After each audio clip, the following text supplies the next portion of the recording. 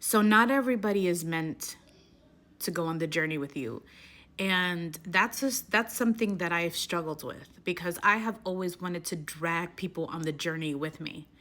That's why back in the day, I would always advertise what was going on with me in full detail because I wanted to bring everyone with me. I didn't want to do it alone, right? I was always afraid to do it by myself. It was like, you coming with me, come with me, come with me. I don't want to do this alone, come with me.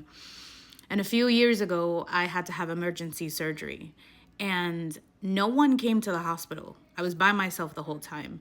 And I remember my husband wanted to be with me, but he had to be home with our kids. And he goes through his own stuff, so he couldn't be at the hospital with me. So I was by myself.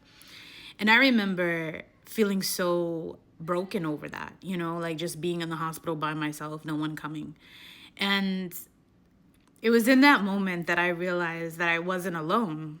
And so there were people that if they could have been with me, they would have been. They were far away, so they were sending me encouraging messages. One sister in particular was just telling me, you got this. You have the strength because you have the Spirit of God with you.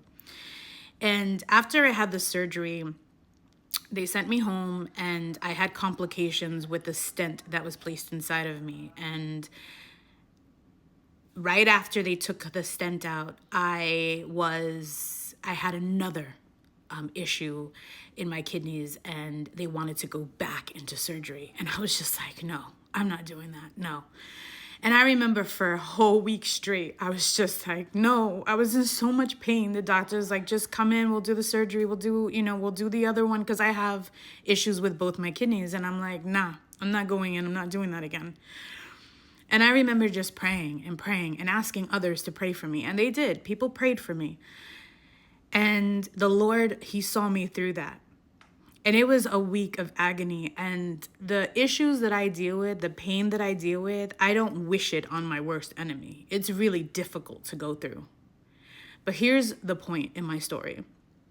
Even in the hardest, most difficult times, I have never, ever felt the need to shake my fist at God and ask him why.